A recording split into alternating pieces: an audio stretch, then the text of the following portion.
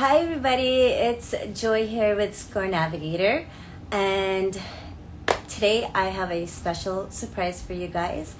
But before I let you know what the surprise is, I'm just gonna wait for a few people to sign on.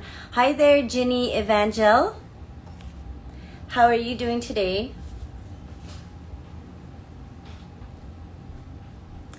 So I'm actually here in Georgia at the ScoreNavigator headquarters. It's raining outside. I actually like it. So, because out in California, it's just, we've been experiencing this crazy heat wave. Okay, so let me actually, let me bring this gentleman on board. Hi, Rusty. Okay, where is it? Right, there you are. There you are, Rusty. How are you? I figured it out, Joy. Glad to see you. So everybody, this is my surprise. This is Mr. Rusty Bresse. He is the founder of ScoreNavigator, the inventor of point deduction technology. And he's here to basically tell you his story as to how, it came to be and give you guys some really great credit tips. So let me see here. We do have a few things that we're going to cover today. We're going to start off with 3 common credit misconceptions. So the first one here, let me see.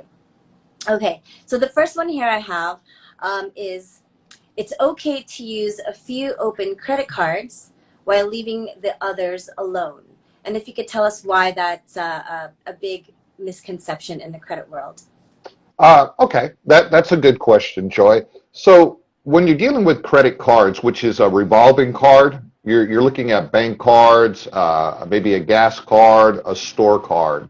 The magic number in order to really start creating a good credit score is 3. So 3 revolving credit cards. Now, it doesn't matter what the credit limits are. So believe it or not, a $300 revolving credit card has more impact on the credit score than a $300,000 home loan. It's insane. That's for another whole conversation. So to answer your question, so the best thing to do is to watch your balance to high credit ratios on those open credit cards. And so the way to really grab and get your score going in the right direction would be charge, pay, charge, pay, charge, pay. Now, so you say you're using 2 out of those 3 cards, or if you wind up, in your lifetime having multiple cards for various different reasons, rewards, and so on. If you let some of them sit dormant with a 0 balance, obviously you don't want to let it sit dormant and not make a payment on it and it have a balance on it, right? So we all got that understanding when we say using and not using, right? So what you want to do is you just don't want that revolving card to go longer than 6 months without any activity, okay? So that means like when you start getting closer to that 6 months, throw the other one into the drawer, grab that one, go make a charge, pay it off. Small charge. It doesn't have to max it out in order for you to get full value. That's another misconception that people think, well, if I got $1,000 credit limit, I need to max it out in order to be able to get, the full benefit of it. That's not true at all. So, and then some people say, well, I need to leave a balance on it every month in order to get a higher credit score. That's not true either. So if you have the ability to charge and to pay it off, I would make that recommendation. Just don't go longer than 6 months without any activity on it. Okay, and that's a great answer, because sometimes I do get enrolled members asking, should I just cut up my credit card, or should I just close it? I'm like, no, you don't want to do that. You definitely want to use it, and you want to keep the credit cards open for as long as you can, because that's really what's going to help your scores as far as the length of time goes. Well, absolutely. And mentally, you don't want to cut up your own cards and you don't want to go into a store and try to buy something and you give them the card and they cut it up in front of you as well. So that's why you got to make sure that, and that's happened to people in the past, okay? And so, they'll actually like, hey, can I see your card? And they just cut it up and it's gone, and it has a psychological effect to you. And so even cutting up your own card would have a psychological effect, because then all of a sudden you need it, and then you're trying to call your credit card company and tell them you accidentally cut it up.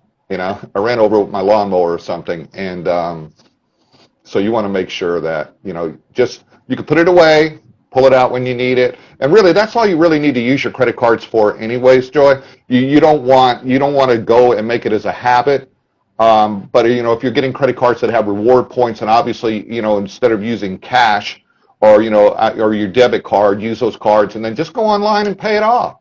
And that way you're getting the best of both worlds. Exactly. Okay. So the next common credit misconception we have here is checking my credit scores and reports lowers my scores. Yeah, and so they in the industry they have what they call a hard pull and a soft pull. So a hard pull is when you go to buy an automobile, when you go to get a mortgage, when you try to just get a loan, or even when you apply for a credit card. It will be a hard pull, and it will put a deduction on your credit report.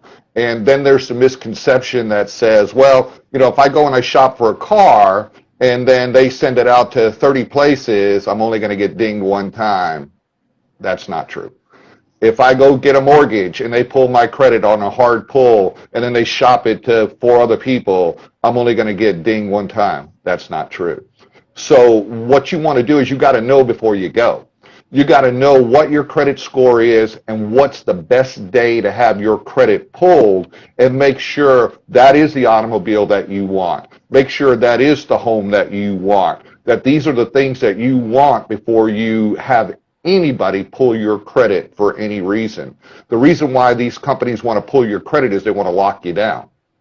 Because if they pull your credit, they know it's a ding, it's going to lower your score, and then if you go shop somewhere else, it's going to keep lowering your score down till you're in a position where you're going to wind up getting something at a much higher rate. Now, when you go through a product like ScoreNavigator, it's what they call a soft pull, because you're actually pulling your own credit in order to determine where it stands, where the errors and omissions are at, what you have to do in order to police your credit data in order to make sure that you're in the right position to get financed. Because things get reported on you that you really don't even know about unless you check it on a regular basis. So I recommend people do a soft pull on their credit at least once or twice during a 30-day period of time, just to keep up with it. And the fact that you said policing your own credit, we do hear that studies shown that 79% of credit reports contain errors. Can you elaborate on that a little bit? Yeah. So when they say we talk about errors on a credit file, and they did do studies and said 79% of all credit reports contain errors. So one of the things that we do is because errors could be anything. It could be wrong address, misspelling of a name. They didn't really elaborate as much, but we know on these errors how many points it's going to cost you from your credit score. So our credit reports actually highlight in red where most errors occur that will affect your score. But when they say 79%, that to me, that's not even a really good number. I've analyzed in the tens of millions of credit files, and I can tell you, other than a person who's never, ever applied for credit anywhere, 100% of the credit reports that I've looked at have contained at least one error that affects that credit score. So it's very important that you look at it. And we put into play a system to where it just kind of pops out to you, makes it obvious that that's probably a mistake, and then recommendations of what you can do in order to recover those points. Exactly. And it's so important to make sure that your credit report data is as accurate as possible, because you can be one mistake away from getting financed. Absolutely. Okay, and then the last credit misconception we have here is paying off a loan helps increase my scores. Well, paying off a loan helps you financially because obviously you don't have that payment every month. And that loan could be a house mortgage payment, an automobile payment, or a personal loan that you may go out and obtain. So it helps you financially.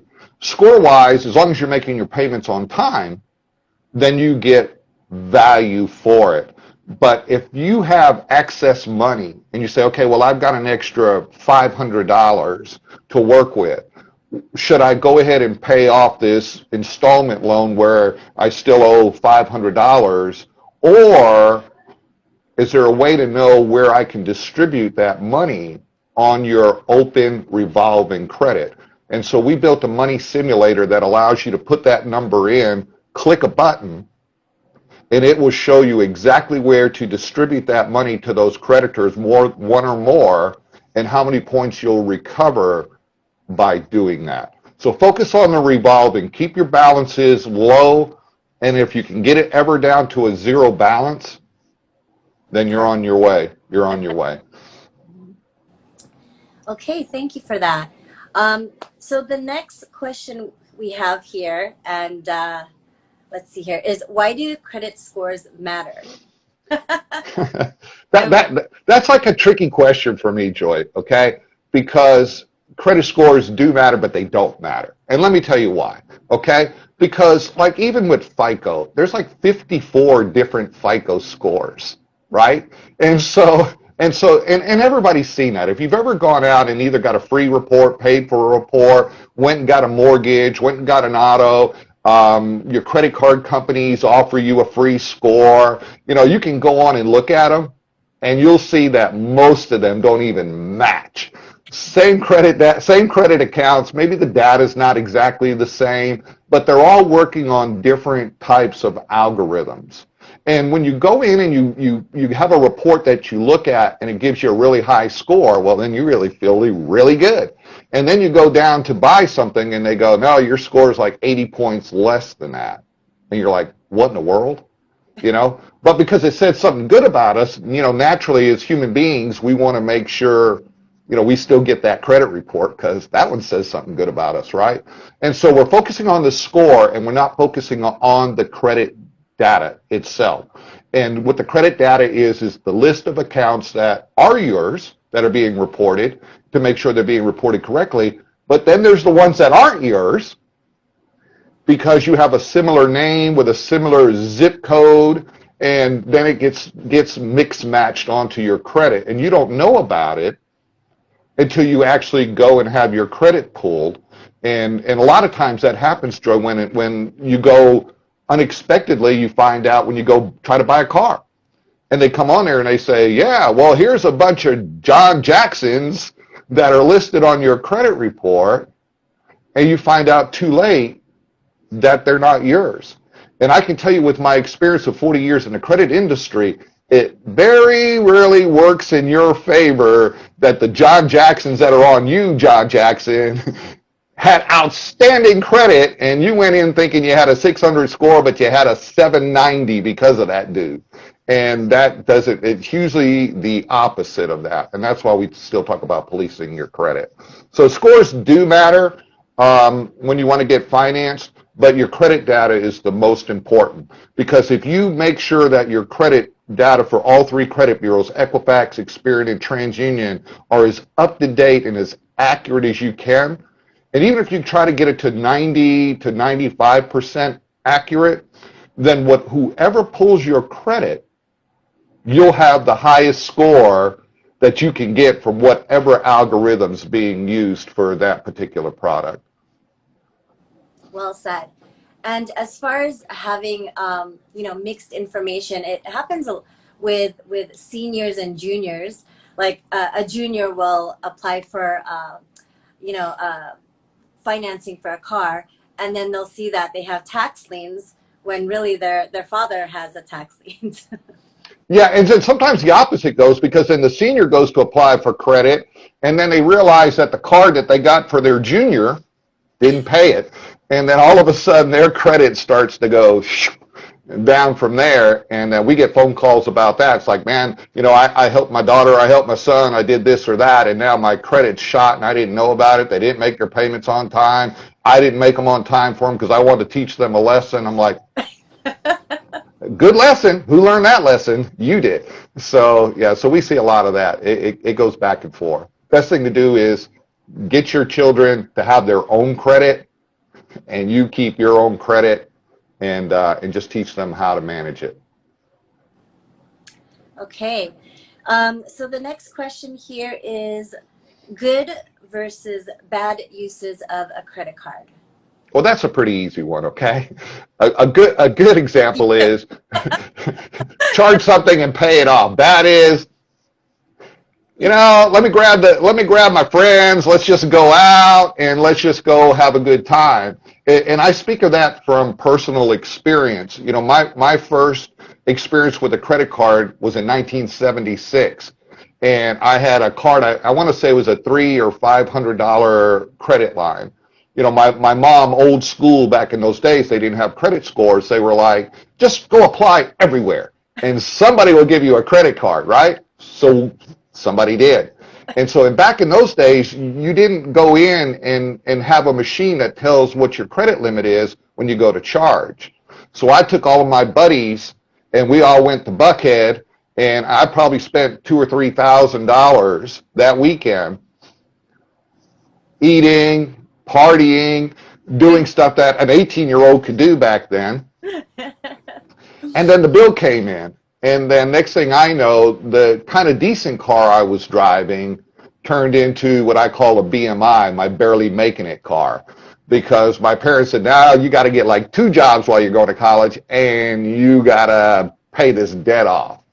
And so it's the bad uses are, don't go when you first get your credit card, say, now I can just go shop and do all of this, and I'll worry about, I'll gladly pay you Tuesday for a hamburger today.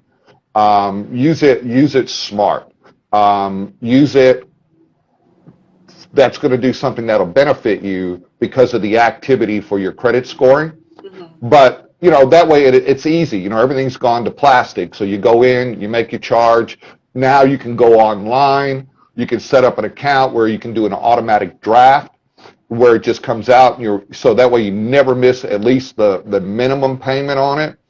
And but then you can go on as many times as you want to. You can go on every day and pay something on that credit card in order to make that happen. So good uses is be responsible. Don't max your card out. Remember, we talked about it a little bit earlier that that's a misconception, that you got to max your card out in order to show somebody you can pay that balance down. Sometimes, with a $1,500 usage of a credit card, paying the minimum takes you 22 years to pay it off or something. So you don't need to show somebody for 22 years that you can pay that $1,500 off. So you got to be real careful. Okay. Okay. So this one, this is my favorite one actually, and this, the question here is, how did ScoreNavigator come to be? Well, that is a good story. That is, and I've got to try to make this brief. And I think what's doing here, Joy, is because now I know that I've mentioned a couple things here. I'm starting to tell my age a lot. We're talking 1976, 18 years old, and people are starting to run these numbers like a credit score. I think he's like, he's this age. He could be this. We're compiling his data, and we're trying to figure this out. So it started 40 years ago. ScoreNavigator itself wasn't a company 40 years ago, but the concept of being able to put a product that would give a consumer knowledge, to give a consumer the ability to work with the trends and the changes. Because remember, in the 70s and the 80s, there was no credit score. And so credit scores started going into the 90s. And when you went and applied for credit, you either went through TRW, which is now Experian. TransUnion has been TransUnion. They've held with their name. and Equifax used to be CBI. And so depending on what region of the United States, and then there were a bunch of subsidiaries. These were like ma-pa agencies. And then the big guys wound up buying those people out. So that way they could get it and take the control with the three bureaus. And then credit scoring came into play.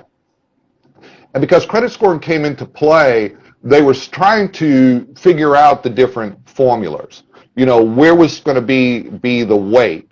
And so when you're starting dealing with weight systems and algorithms are where they're reading the information, and then they have to determine in the credit industry for credit scores whether or not you have the ability to pay it back. And so then they look at other people that are in your similar credit situation. What are the odds and how long will it take for them to pay it off? And if it'll do it, and then they come up with that number. And so one of the misconceptions, I'll take a step back, is people think that the credit bureaus know what that credit score is. They don't have a clue what that credit score is. They don't know what has to be on a credit report or even balanced to high credit ratios, because that's not their business. They don't care. It's not important to them. They get that from outside sources that's provided once it goes through and it analyzes the credit data. So one of the things that we looked at as I was forming this process over the last 40 years was to take it past all of that. Now it's into the credit scoring models that are there today. One of the things that I looked at in 2001, so I'm taking you now from 81, 20 years later, in 2001, believe it or not, there was not even the ability to log in and see a copy of your credit report. You ordered a report, they mailed it to you. You had your credit report pulled from a car place or an auto place, they couldn't give it to you. So you could never really see what was on there. Then they said, okay, well, we'll let you see it, but then they blacked out, redacted the credit score because you weren't supposed to see that credit score. Because that way you couldn't compare it to other credit scores from other reports and stuff that you had pulled because it was still in the unknown. So we developed software where we became the first company where you could actually log in and see a copy of your credit report. And so that was a very important thing that had to be done. And so my next process was, okay, so now I can have a person visualize the credit report, right? Easy to read credit report. We actually had it set up. My son was in the third grade at the time. And so we put it in front of third graders and said, here, can you understand what this is? And buttons, yes, it's on. Now it's no longer on.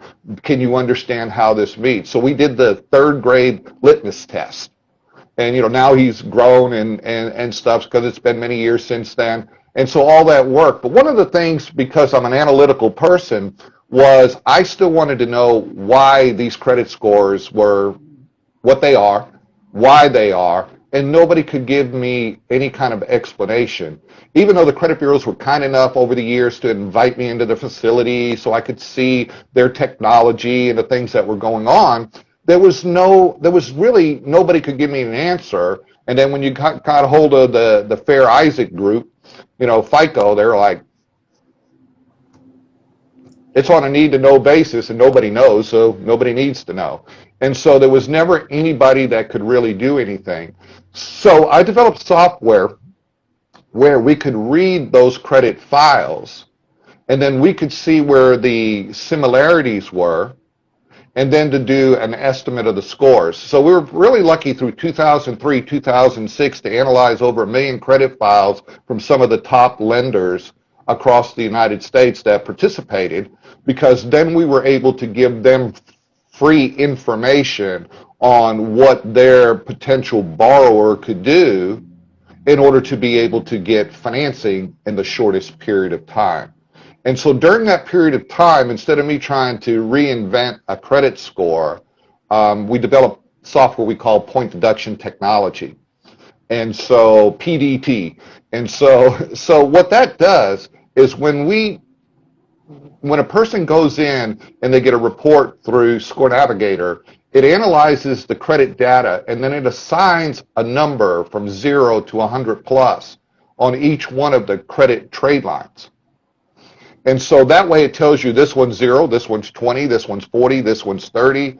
And then there's recommendations on what you can do to recover some or all of those points. So we did it based on the credit data, not based on the credit score. So, for example, you may have a credit score of 540.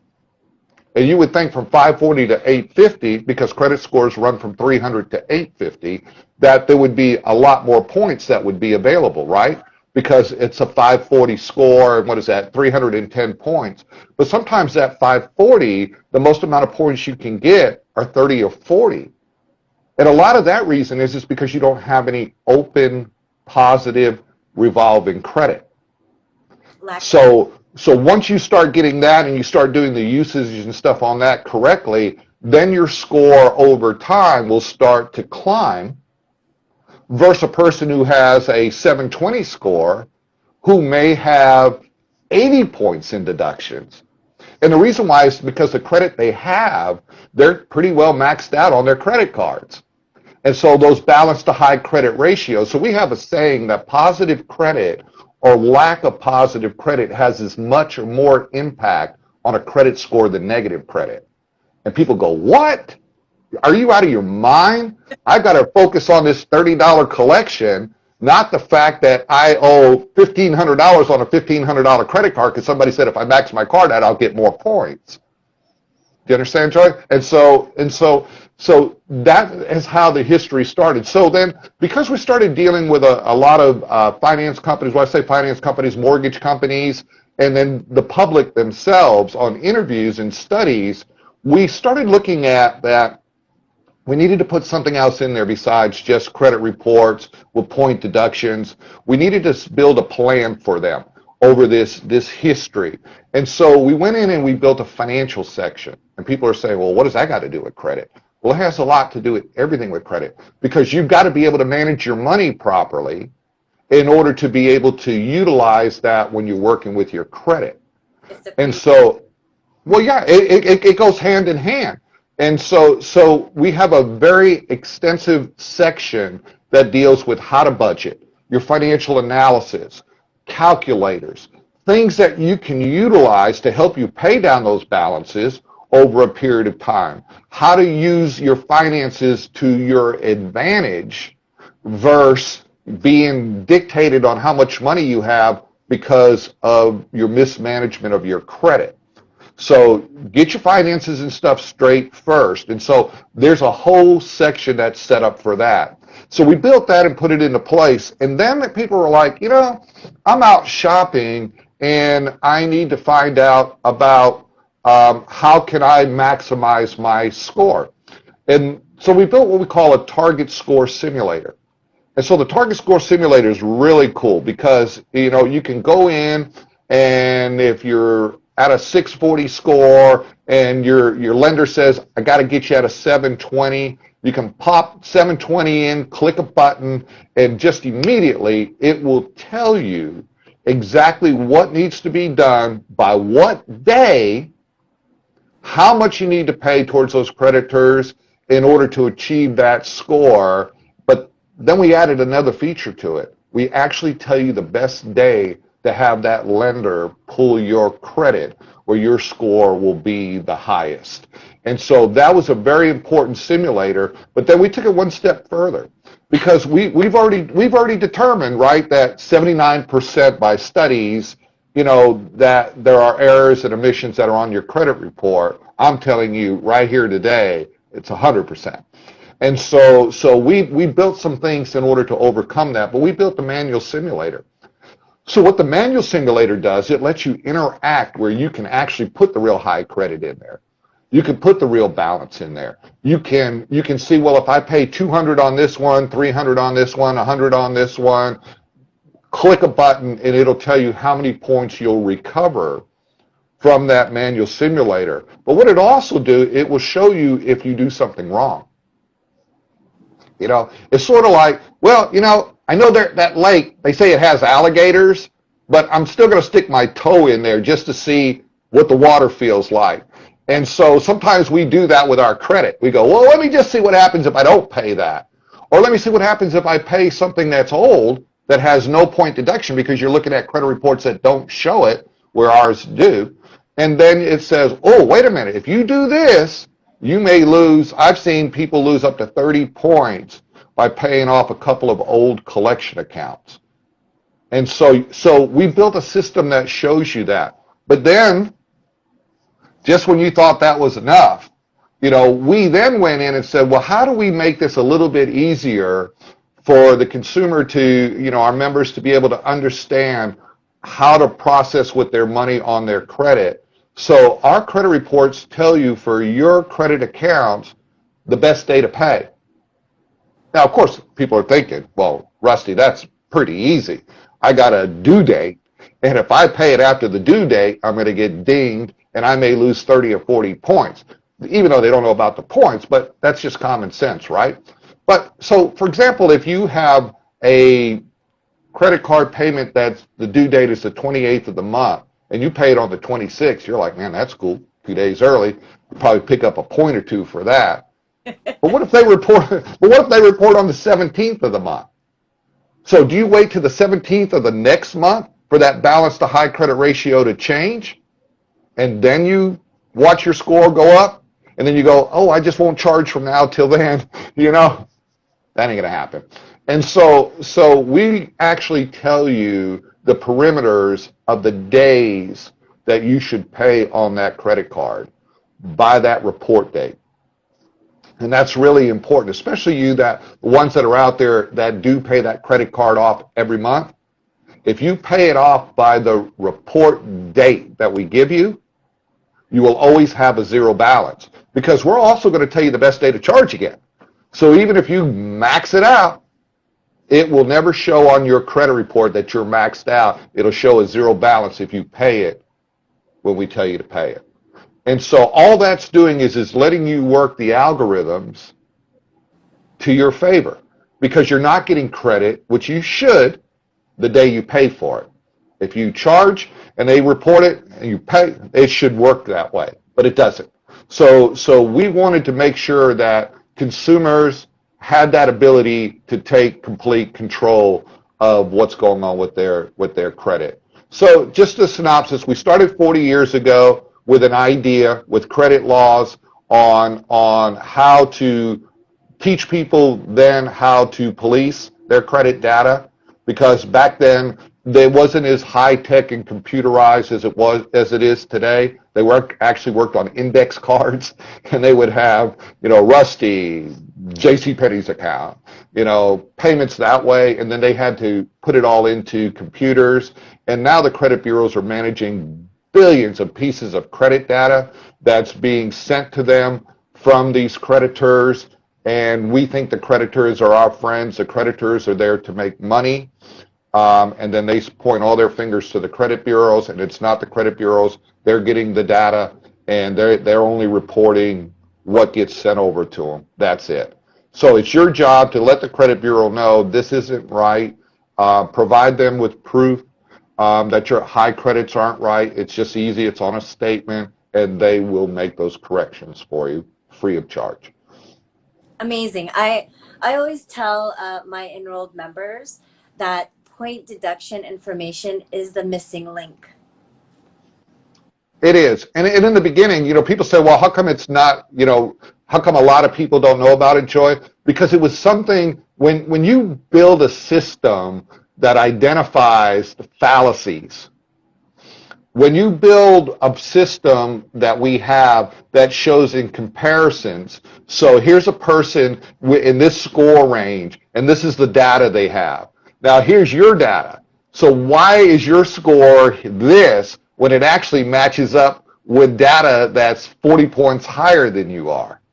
And so we built all of that in there, and that's all just buttons to click inside of ScoreNavigator to see that for yourself. And so when you do that, people want to kind of keep you hidden a little bit.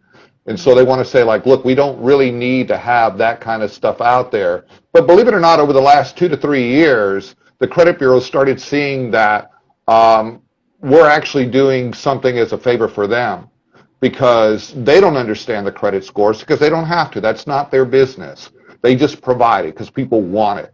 And so they provide it. They provide credit data to various organizations that are looking to give you financing because you are asking for it. And so be careful what you ask for. And so those, yeah, so those are the things that happen. So they've joined forces with us here in the United States and in Canada in order to be able to promote that reports should have point deduction technology because it gives everybody a better understanding on it. So let me just recap that real quick. So one of the things when we were asking questions to the consumers and they said, you got a 650 score. Do you know why you have a 650 score? And you guys know when you look at it, and we've all wanted to know, I'm not the only analytical idiot that's out there. So, you got a 650 score. So is my Citibank worth 30? Is my Discover worth 20? How did you get these numbers to 650? Nobody posts any of that information. And I say they don't post because they don't know. And so if you post something, then you're exposing yourself. So with point deductions, we don't just say, okay, you got a 650 score and you got 90 points in deductions and you got to figure it out. Okay, well, I got 90. Which account? We actually post it on each one of the trade lines that are on there. And so a misconception on stuff of what people are looking at, again, when we start going back, when we talked about, good credit, problem credit, this or that everything on your credit report, other than public record information, which could be a bankruptcy that you went through, or a type of a lien that may get reported, a lot of them don't anymore, a judgment or a garnishment, everything else on your credit report, collections, negative credit, positive credit, all have point value. But other than those public records, they don't all have a point deduction. And that's So you want, go ahead. What's that? that's really mind-blowing for a lot of people because I've mentioned that to some of the enrolled members because, people have this idea where they just want to delete everything that's negative. But with point deduction, we've seen that even some collections don't have point deductions. Yeah, they don't. But they have point value. I've seen credit reports where they've only had 6 collections on them, nothing else, and they had a 580 score. And then I've looked at credit reports where a person had 1 good account and they paid it on time and they had a 520 score. It's like, hold up. Now, is it going to be easier for you to go get some collections on you than it will be to get a new revolving card? So it kind of confuses stuff. Yeah. But in reality, this is what's going on. So I don't call things bad credit people or good credit people. I associate it with bad credit data and good credit data. Things that are being reported correctly, being utilized correctly, versus things that they're just hurting people. Balance to high credit ratios work on the negative credit as well as the positive credit. So even if you ran into some sort of issue years ago and you weren't able to pay on those credit cards, the balance to high credit ratio is being scored. You're getting scored because it was a good account before it became a negative account. So you have point value. So you got to be careful about taking that kind of point value off. But how do you work with the deductions that it may show? And some of them don't show a deduction, believe it or not. And so you got to work with that balance to high credit ratio. So if you can contact the bureau or the creditor and say, hey, listen, I'm sorry that this thing, went bad 3 years ago, but I don't owe you $5,600. I owe you $2,900. And if it reported $2,900, then it changes that balance to high credit ratios, which also changes factor codes, which could actually throw your score up 5, 6, 7 points. And you may be only 3 points away of getting prime financing. So you don't want to pay people to try to get that stuff off your credit report and do those types of things because it could have an adverse effect against you. Know before you go. Know before you go. Yep. Thank you for that. Okay, so we have two more questions here. Okay. And before I move on to the questions, I just wanted to say hello to some of the people that joined us here. So, hello to Tyler Downs and Ariana's Hall. And then we have JLCO.vibes. And we have Dave B. Photo, who actually has a question. So I'm going to get to that in a little bit here. Then we have Sam Diesler, too. Hello, Sandy. And then we have the real James Pagan. And then the Ryan Bresse. We have Shy. Is that Shy Bresse? And then Janet Baby Co. Marvelous She. Brendan Decora, and yeah, okay. So I'm gonna quickly read Dave's question here. So, how many cards should I have open? Is there a number that's too many? Yeah, Dave, that's a good question. So you want to look at having three credit cards has been the norm in order to really jumpstart your credit. It doesn't have to be real high credit lines. Remember, especially starting out new, you really want to look at something that's low. And there's secured credit cards even where you're taking your savings and you're putting a couple of $100s into their bank to get that card. It's the usage. It's making, the charge, the payment, the charge, the payment, the charge, the payment on it. And you can make those payments every week. You don't have to wait months in order to be able to get your score, in a position where you can start getting other things. But what it does is it helps you start managing your money and how you're going to pay those credit cards, so you don't get yourself all the way out. So, Dave, I'm looking at your next question too, and I'm gonna get to that here in the rest of this. So having 6 cards is not too many cards. So you don't want to close any of your cards because the algorithms are based on the age of the accounts as well. So if you close down an account and all of a sudden you're like, well, I don't really use this card anymore, but it may be your highest credit limit and it may be your oldest account. And then it just changes your history of age, and then your score can actually take a dive. What you want to do is keep those cards and then go out and make a small charge. Just don't go longer than 6 months. And even if you do, going longer than 6 months, the most I've seen is about a 3-point deduction on your credit by non-usage, but having it gives you a lot of that point value. There are people that utilize more than 20 cards, but you don't want just cards. You've got to get yourself in a position to where, eventually you'll get a great auto loan. You'll get an installment loan, so that way you have a combination of stuff if you're like score driven. If you're not ever really looking to buy a house and get into that kind of stuff, then don't worry about it. Have your cards for convenience to go get stuff. Look as you build your credit score for the reward stuff. I do it. That way I know if I go to a grocery store and I use a certain card, that grocery store is going to give me points. I'm going to get points on the card. They have a gas station attached to it, so I can get 40, 50, $1 off a gallon by doing that versus just, using a debit card to make that work. So if you're in a position where you do travel, look for those travel type cards, but make sure that your credit is secure enough and know that, for those better cards, they're looking at scores that are going to be in the 700s without any late payments, without any real type of derogatory, but to see a history. So don't try to get there so fast.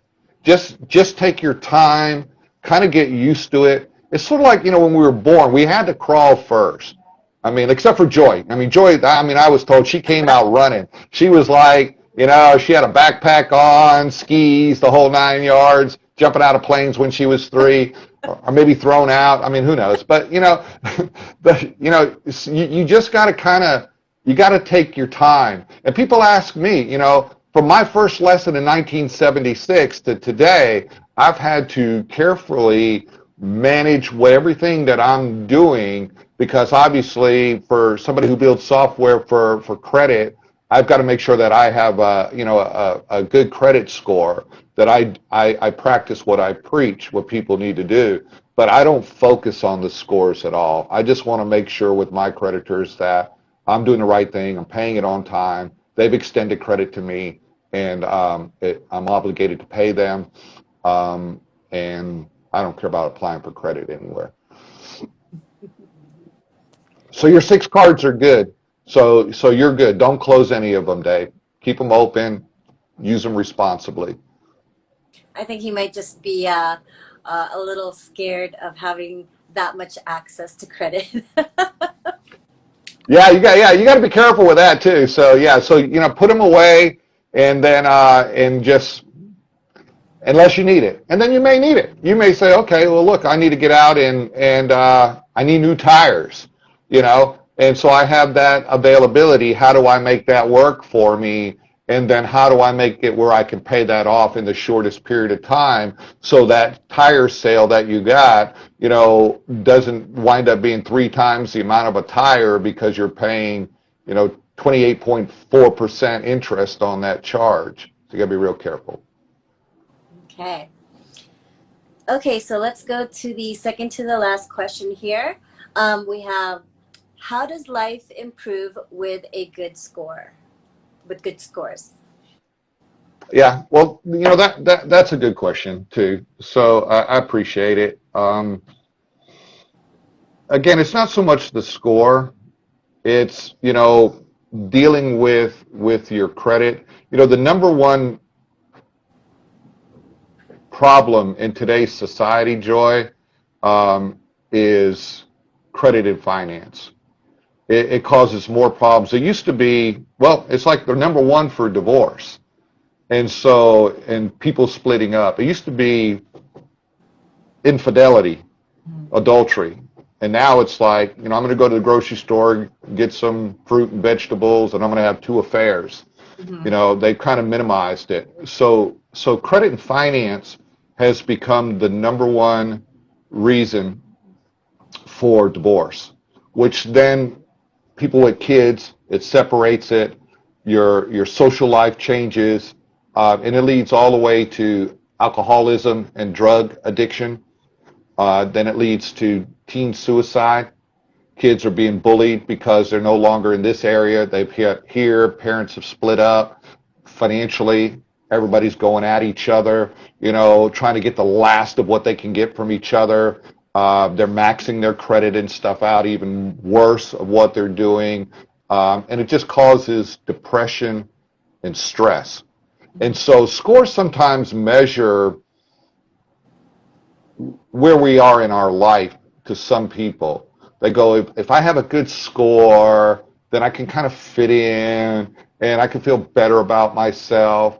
But that shouldn't be the reason for it. Be thankful for what you have and what you're doing. Don't get caught up in the social status of, I've got to have, X amount of credit. I got to drive the nicest cars. Cars get you around. Transportation gets you around. Focus on your family. Don't focus on the scores. And if you focus on your family and your finances, and you don't try to compete with other people, you just handle your own stuff of what you've been given and to work with, then you won't have that stress. And so that's how life improves with a good credit score. But don't make it a good credit score. Make it a good score on who you are as a person and how you handle your life. And if you do that, there'll be no stress whatsoever. If you're not trying to fight, how do I get that payment made on that card I maxed out because I decided to take my buddies to Buckhead, then you will have no stress. So good scores, less stress. And I like that answer because it's different from what I've heard out there. I mean, you hear that great scores improve your life because you have more buying power, but we know that there's a deeper and emotional, reason behind it all. Well, it is, Joy, and it is. It's a psychological thing. It's sort of like, I guess we're a little bit competitive by nature, and so people worry about what the other person is doing and how they got there. But if you ever sat down and talked to some of those people, you would find out how stressed they are because they're like, man, I'm in a crap job, listening to a bunch of garbage because I've got to do this because I had to have this payment. And because they got the house they were looking for, but they didn't really look at what their credit situation was before they got financed, they're wind up paying a higher rate because mostly people are just payment shopping. If you can get me this payment and then I can get moved and then I'm there. And so, but people have various reasons for what they're doing with their credit. And if you don't mind, it's just kind of came on to me, Joy. I want to share a story that I've shared with a few people over the years. And I just want people to kind of understand what some people go through, okay? And so years ago, now it's been over 10 years, I had a person who was referred to me from a lender out in California. This person lives in Arkansas. And he had gone to the lender and he was looking to get a $25,000 loan. And they were off his house. And they were like, it ain't going to happen. He's got some stuff on his credit. He's living in a manufactured home in a small town in Arkansas. He already owes $75,000 on this house. He's trying to borrow $25,000 more. We can't help him. And I'm like, well, why are you telling me this? And they said, we just want you to talk to him and tell him we can't help him. He wants a copy of his credit report. We can't send it to him. And you talk to him. And guys, you never know reasons why you're being asked to do something. And so I didn't know at the time. So I got him on the phone, real nice gentleman. And I didn't know what to expect from it. And I didn't see his credit report. So I didn't know what his credit situation was. So I asked him. And because I had been in the manufactured home business, I understood that. I understood mortgages. I understand all of that. And we built all of that stuff into our system, okay? And so I asked him, and he said, listen, Rusty, he said, let me tell you my story. He said, I make really good money. I'm one of the highest paid people probably in my city. He said, but a couple of years ago, my 14-year-old daughter was riding in a car as a passenger with her friends, and the car flipped, and she got paralyzed to her neck. My wife divorced over it. There was an argument about her being in the car, and these doctors saved her life. And now I have these collection agencies that are calling me saying that I owe $25,000 and I want to pay them because these doctors saved my daughter's life. And she has 24/7 care. And this is what I want to do. And I was like, wow. I was like weeping on the phone. I was like, man, you got to be kidding me. I've talked to thousands and thousands of people. And this is like, wow. I said, just let me handle this, okay? Let me just handle this. So through my sources with these collection agencies, I was able to find out who these original doctors and stuff were. And I called these doctors and I told them what this man was trying to do. And they go, are you kidding me? This man is the most upstanding person in our community. He owes us nothing. I said, well, can you do me a favor? Can you send me that over in writing? And so they did. And so then I contacted the collection agencies. And they were giving me a hard time about it. And I said, well, I've got proof he owes no money. And I got a team of lawyers. And so you'll start getting phone calls, but you're going to be sued. And I'm going to represent this man on my behalf. And I'll go unlimited on doing this. And they were like, he doesn't owe us anything. I said, I need that in writing. And then we forward that information over to the 3 bureaus, and they took care of that. And so I called him up and I said, I won't give his name, that, you're fine.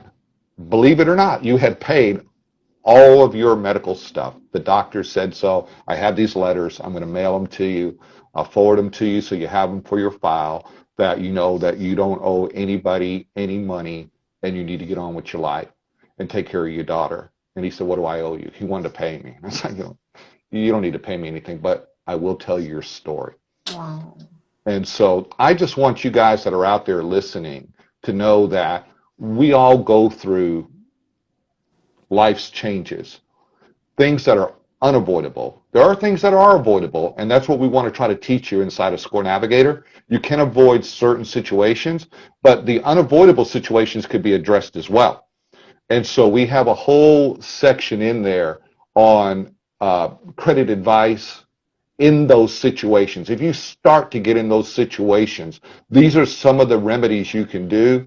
You don't want to just get under the cover, pull it over your eyes and think that it's just going to go away, because it's just not going to go away. So just address it. If you get where you're in a position to where you can't make that $25 payment to your creditor, call them up. Let them know. Let them know. And they understand, because millions of people are running through these same situations. People are running into things in this life. It's spinning and spinning and spinning and spinning. And know that people do care, and ScoreNavigator cares. I care. And that's why we'll continue building products in situations for people, so that way they understand they aren't alone. There are millions of other people that are in that same situation or worse, that we can show and we can help try to uplift and show some of the stuff's just not that important. Don't put so much on it, and take the stress off yourself, okay? And a lot of the times too, when, before I look at an enrolled member's report, they come to me and they're really stressed out about their situation. They think it's the end of the world. They think that they have so many items on there that that it's just almost impossible to correct, and it'll take a long time to get where they want to be.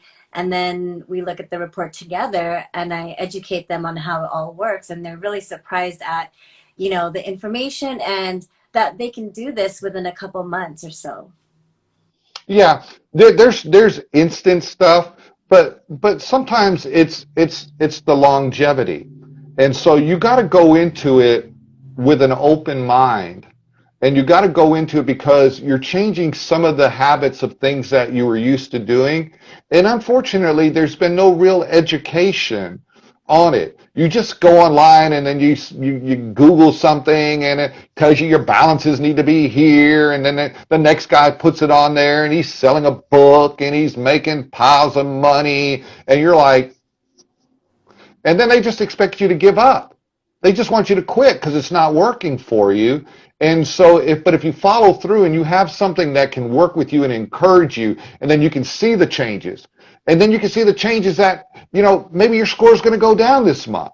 But who cares? If you're not going out and applying for something, you're going in and you're learning, you're building, you're doing things, and then you'll start seeing, wow, I'm in control.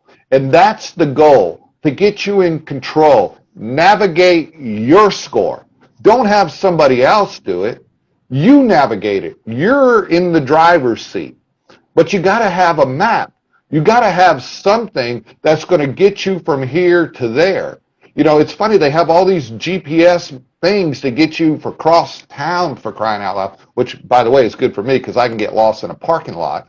And I do. And it says, turn around, dummy, you're going the wrong way. I'm in the parking lot, okay?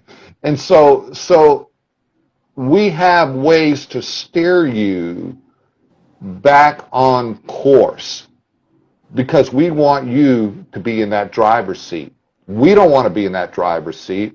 We want you to be there, but you can look over and we're in that passenger seat next to you saying, okay, it's all right. So you made a wrong turn. It's not the end of the world. We'll get back on course and we'll get to where we want to go. And that's what's important. Well said. So, Rusty, we actually do have 20 more seconds before Instagram kicks us off this live. So, I think I'm just going to save the last question for our next Instagram live. And join us next Friday at 1 p.m. Eastern, I'm sorry, Pacific Standard Time. We'll see you guys then. Bye, everybody. Thanks, Joy. Bye. Thank you.